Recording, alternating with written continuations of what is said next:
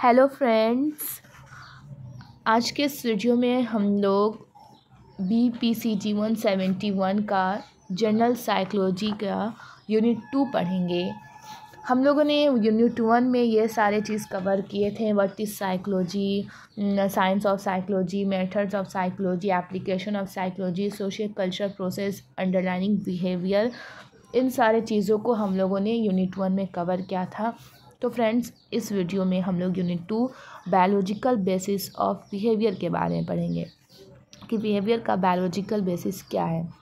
तो इसमें हम लोग क्या क्या पढ़ेंगे आप लोग देख सकते हैं। इसमें पढ़ेंगे न्यूरॉन्स के बारे में, न्यूरॉन्स का classification and types of neuron और नर्व इम्पल्स, इनके बारे में आज इस वीडियो में पढ़ेंगे। तो लेट स्टार्ट द वीडियो। सबसे पहले इंट्रोडक्शन करा देते हैं कि इस क्या है। Can we control all of our behavior, or are three some behaviors for which we have no control? You would be amazed to know that many of our behaviors are hardwired in our brains and we have very little control over it. In this unit, we will discuss those biological structures that play a vital role in influencing our behavior. As a student of psychology and future psychologist, you should be aware of all important links between our biological structure and behaviors. This unit on biological basis of behavior will provide you an overview of neurons, central nervous system, and endocrine glands and their influence on our behavior. तो इसमें ये बोल रहा है कि कुछ ऐसे behaviour होते हैं जिसमें हम लोग खुद को कंट्रोल नहीं कर पाते हैं, और कुछ ऐसे बिहेवियर हैं जिनको हम लोग कंट्रोल करने की बहुत कोशिश करते हैं लेकिन बहुत थोड़े से ही कंट्रोल हो पाते हैं। तो जैसे कि हम लोग जब साइकोलॉजी पढ़ रहे हैं तो हम लोग एक साइकोलॉजी के स्टूडेंट हुए, और आने वाले फ्यूचर में जो लोगों को साइकोलॉजी पसंद आएगा वो साइकोलॉजिस्ट भी बन सकते हैं। तो हम लोग एक साइकोलॉजी के स्टूडेंट होने के तौर पर हम लोगों को ये जानना बहुत ज़रूरी है कि बायोलॉजिकल स्ट्रक्चर बिहेवियर का क्या है। उसके डीपली से उसको पढ़ना, उसको इम्पॉर्टेंट तरीके से लिंक करना बहुत ज़रूरी है। तो हम लोग इस चैप्टर में बेसिस ऑफ बिहेवियर को जानने के लिए हम लोग ओवरव्यू ऑफ किसके बारे में देखेंगे, न्यूरॉन्स के बारे में देखेंगे, सेंट्रल नर्वस सिस्टम के बारे में देखेंगे, एंडोक्राइन ग्लैंड्स के बारे में देखेंगे, किस तरह से ये बिहेवियर पर इन्फ्लुएंस किस तरह से असर रखती है। तो ये था हमारा इंट्रोडक्शन। लाइन वाइज बता रही हूँ फ्रेंड्स, कहीं कोई प्रॉब्लम हो तो प्लीज़ कमेंट करके आप पूछें।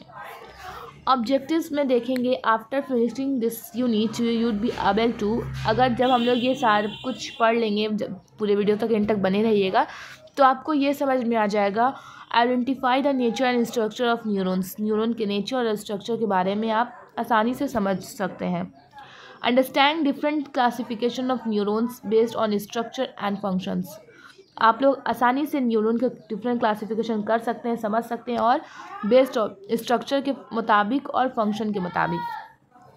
Comprehend the way neurons transmit signals from one cell to another, किस तरह से एक न्यूरॉन दूसरे सेल में ट्रांसमिट सिग्नल देता है, भेजता है, ये कैसे होता है इस बारे में समझ सकते हैं। Understand the basic structure of central nervous system, central nervous system का बेसिक स्ट्रक्चर को समझ सकते हैं। ये सारी चीज़ें हम लोग समझेंगे अभी। And understand the division of our brain, और ब्रेन के डिवीज़न के बारे में समझेंगे। Have an in depth understanding of the functions of different endocrine glands in our behaviour, और इतने सारी चीज़ को हम लोग समझेंगे।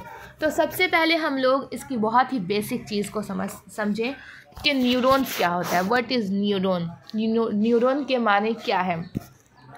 तो न्यूरॉन बहुत ही छोटा चीज़ है फ्रेंड्स, और बहुत ही बड़ा चीज़ है, बेसिक चीज़ है एक बिहेवियर पर असर करने का। Neuron is the smallest unit of nervous system, nervous system का हर एक चीज़ का जैसे यूनिट होता है, जैसे लेंथ का मीटर, और कुछ चीज़ नापने का वज़न का किलोग्राम, ये जैसे लेंथ होता है मीटर सेंटीमीटर, वैसे ही इस चीज़ का भी एक यूनिट होता है, हर एक चीज़ का यूनिट है। तो नर्वस सिस्टम का जो सबसे स्मॉलेस्ट यूनिट है उसे हम लोग न्यूरॉन कहते हैं। ये बहुत इंपॉर्टेंट पॉइंट है, ये MCQ में आ सकता है आप लोगों का, इसको मार्क कर ले। Before proceeding to discuss the main nervous system, we must first understand neuron, its type, structure, and functions. It is neuron which we converts stimulation from different stimuli to electrical impulse. सबसे पहले अगर हम लोग nervous system के बारे में पढ़ें, उससे पहले हम लोगों को ये जानना बहुत ज़रूरी है कि न्यूरॉन क्या होता है, उसका स्ट्रक्चर क्या है, टाइप्स क्या, फंक्शन क्या है। क्योंकि जो ये न्यूरॉन होता है ये बहुत ही अहम रोल करता है, कन्वर्ट्स करता है हमारे इम्पल्स को, हमारे स्टिमुली को एक इम्पल्स से दूसरे इम्पल्स में कन्वर्ट्स करता है। तो इस बहुत ही अहम रोल अदा करता है। इसमें हम लोग नेक्स्ट पढ़ेंगे structurally a neuron is divided into 3 parts. Structurally neuron जो है 3 पार्ट्स में डिवाइड है, एक dendrite, cell body and axon. Dendrite देखिए फ्रेंड्स, ये जो पिक्चर है बहुत अच्छे से देखिएगा इस पिक्चर को। डेंड्राइट जो ये कोना कोना में जो डेंड्राइट निकला हुआ है, ऐसे कोना कोना में जो निकला हुआ है ये dendrite. Cell body, nucleus, axon, myelin sheath, Schwann cell, node of Ranvier. जो बीच ये जो येलो येलो देख रहे हैं उसके बीच में जो पर्पल कलर का छोटा सा है उसके हम लोग नोड ऑफ रेनवियर कहते हैं। और ये जो इस साइड एक्सॉन टर्मिनल, जो ये लास्ट में जो ये पर्पल कलर का निकला हुआ है ऊपर कोना में जो गोल गोल सा बना हुआ है उसको हम लोग एक्सॉन टर्मिनल कहते हैं। ये सब पिक्चर को ध्यान में रखिएगा तभी आगे का चैप्टर समझ में आएगा आपको। तो जो ये बोल रहा है The dendrite is a bushy structure. Its main function is to receive nerve impulses from other neurons and send to cell body. जो डेंड्राइट है इसका मेन फंक्शन ये है कि रिसीव करना नर्व इम्पल्स, नर्व से इम्पल्स रिसीव करना और कहाँ दूसरे न्यूरॉन्स में सेंड करना। दूसरे न्यूरॉन के कहाँ सेंड करना? दूसरे न्यूरॉन के सेल बॉडी में सेंड करना। The cell body also called soma is the second main part of neuron. Cell body को ऑल्सो हम लोग क्या कहते हैं? सोमा कहते हैं, जिसको जो सेकेंड पार्ट है ऑफ न्यूरॉन का, सबसे मोस्ट इम्पॉर्टेंट सेकेंड पार्ट है। जो सेल बॉडी होता है फ्रेंड्स ना, उसके अंदर एक गोल सा में एक लिक्विड टाइप में होता है जिसको हम लोग सोमा कहते हैं। It is filled with a liquid called cytoplasm and nucleus is in its centre. हम इस क्या बताएं फ्रेंड्स कि इसके अंदर जो सेल बॉडी के अंदर एक गोल सा होता है वो लिक्विड में होता है जो उसको हम लोग साइटोप्लाज्म कहते हैं। और उसके बीच में जो होता है उसके जो गोल सा होता है उसके बीच में एक और गोल सा छोटा सा होता है, उसको उस सबसे सेंटर में होता है, वो सबसे सेंटर में होगा, उसको हम लोग न्यूक्लियस कहते हैं। जो nucleus it sends nerve impulse to another neuron. वो क्या करता है, जो बीच में जो सोमा होता है क्या करता है, एक इम्पल्स से दूसरे नर्व से इम्पल्स सेंड करता है दूसरे न्यूरॉन में through axon and keeps to nerve cell alive in healthy. क्या कैसे वो सेल न्यूरॉन इम्पल्स कैसे सेंड करता है दूसरे न्यूरॉन में? एक्सॉन के मदद से। जो लंबा सा ये एक्सॉन निकला हुआ है फ्रेंड्स येलो येलो, इस क्लाइन के मदद से वो जो है दूसरे न्यूरॉन में इम्पल्स को सेंड करता है। और ये क्या हेल्प करने में मदद करता है? ये नर्व को जिंदा और हेल्दी रखने में मदद करता है। The axon is a long structure having end buttons known as end brush. जो एक्सॉन है ये बहुत ही लंबा स्ट्रक्चर रखता है और उसके जो आखिरी में जो बटन होते हैं, जो मैंने आपको बताया आखिरी में जो गोल गोल बटन होते हैं वो एंड ब्रश कहलाते हैं। It function to receive nerve impulse coming from cell body and sends in to the end brush. इसका काम क्या होता है कि रिसीव लेता है, नर्व इम्पल्स को लेता है और कमिंग फ्रॉम जो सेल बॉडी से जो आता है, जो सेल बॉडी से इम्पल्स आता है उसको लेने का काम है और send it to the end brush. फिर उसको क्या करता है, एंड ब्रश तक सेंड कर देता है। तो ये हुआ एक्सॉन का काम। एक्सॉन क्या करता है, सेल बॉडी से इम्पल्स रिसीव करेगा और रिसीव करके क्या करेगा, एंड ब्रश तक सेंड कर देगा। तो ये था इस सब थोड़े थोड़े इसके बारे में, फंक्शन के बारे में थोड़ा बताएं क्या क्या काम है। आगे हम लोग देखते हैं classification and types of neuron. Neuron का क्लासिफिकेशन और उसका कितना टाइप्स है। Neurons can be classified on basis of functions and structure of neurons. Classification on the basis of function of the neurons. Sensory neuron. They are responsible for carrying nerve impulse from sense organ to the brain and spinal cord. तो जो sensory neuron है इसका काम क्या है कि ये responsible है नर्व इम्पल्स के क्लियरिंग करने का फ्रॉम सेंस ऑर्गन जो ब्रेन स्पाइनल कॉर्ड से आता है। सेंसरी न्यूरॉन कहाँ क्या काम करता है, क्लियरिंग किसका करता है, जो भी इम्पल्स जो भी सेंस ऑर्गन से ब्रेन और स्पाइनल कॉर्ड से जो भी इम्पल्स आएगा उसको केयर करने का, उस पर रिस्पॉन्सिबल करने का काम करता है sensory neuron. Motor neuron, they are responsible to carry nerve impulse from brain and spinal cord। ये किस पर रिस्पॉन्सिबल करता है क्लियरिंग करने का, जो भी ब्रेन और स्पाइनल कॉर्ड से टू इफेक्टर मसल्स, और जो इफेक्टर मसल से जो भी आएगा इस पर, so that organisms makes response to stimulus and association neuron, also known as interneurons। These neurons are found only within the brain and spinal cord। ये जो न्यूरॉन है कहाँ से पाया जाता है, only brain and spinal cord में। The main function of this neurons are to receive sensory information.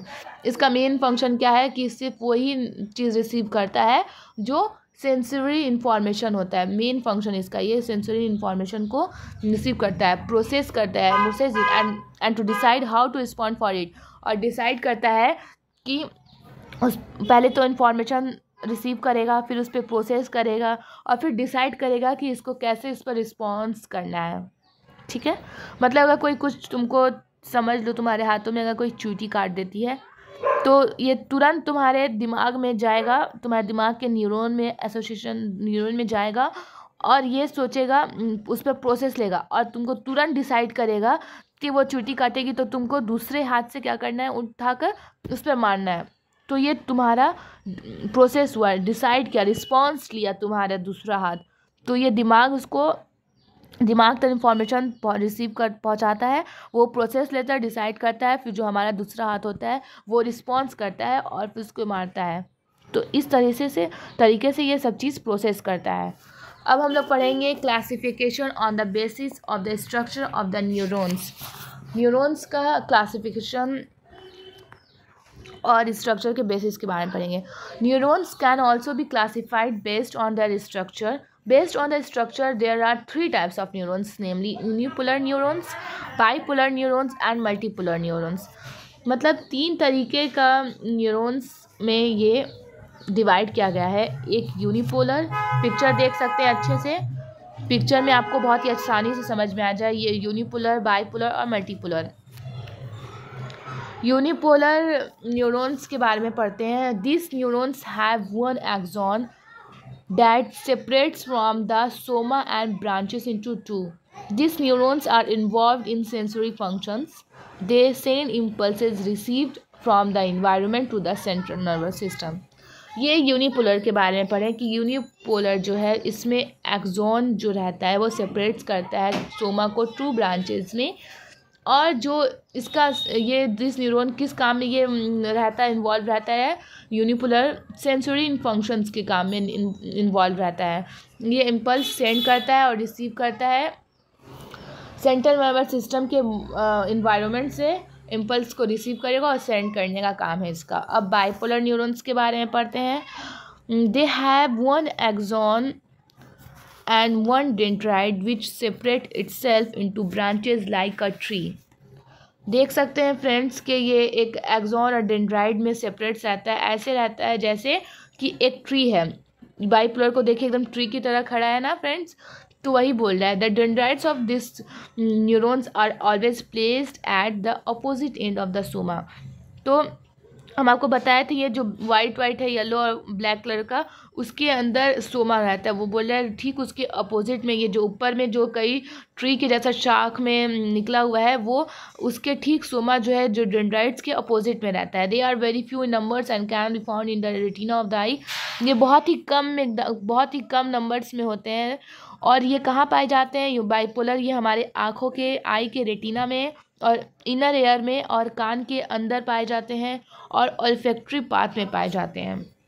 अब पढ़ते हैं multipolar neurons. This neurons have only one axon much but several dendrites they are located in our brain and spinal cord.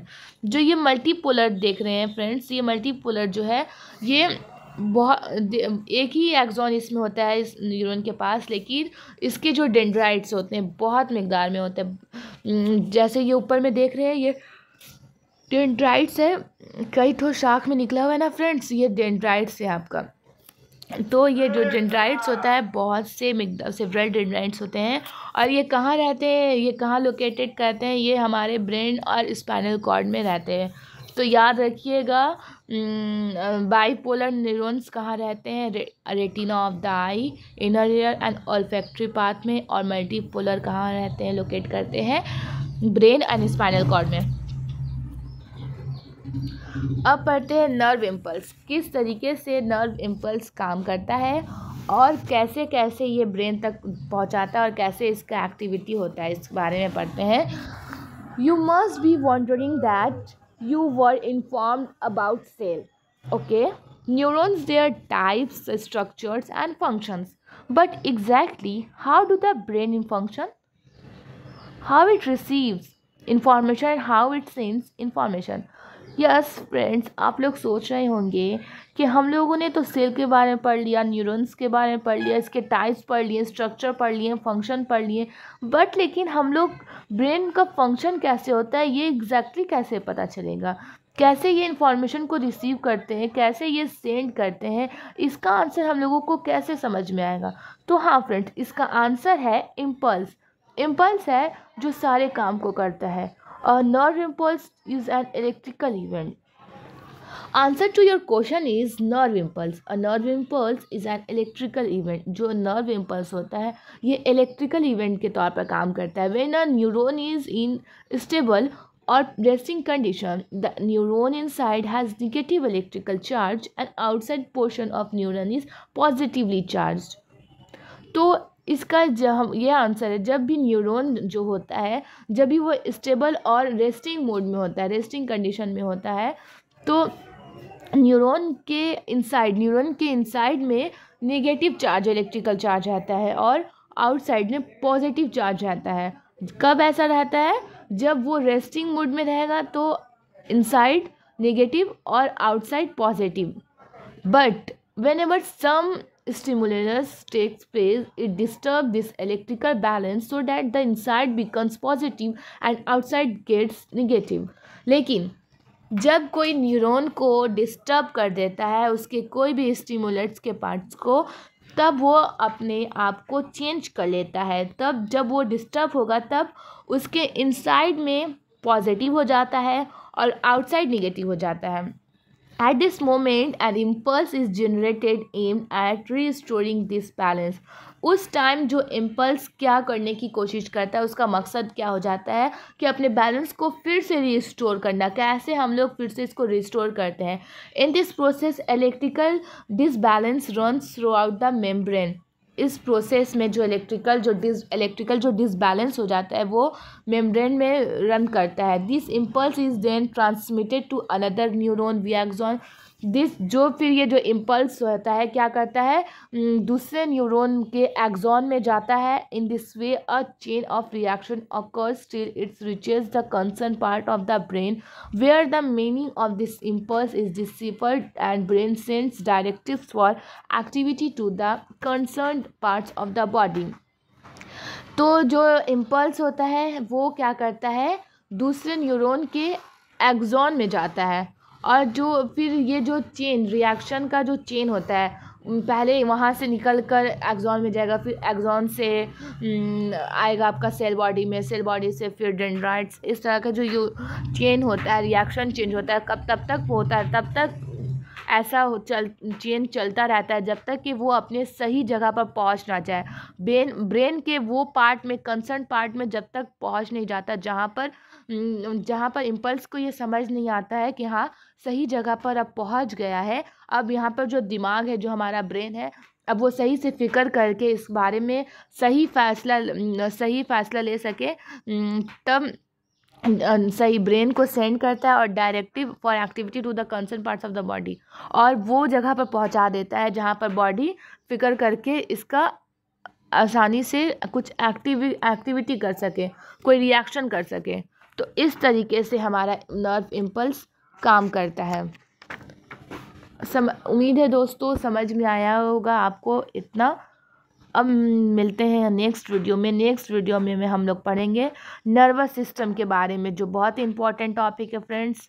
Next class miss नहीं कीजिएगा। और ये आप लोगों का होमवर्क है, इसको होमवर्क में ज़रूर कीजिएगा।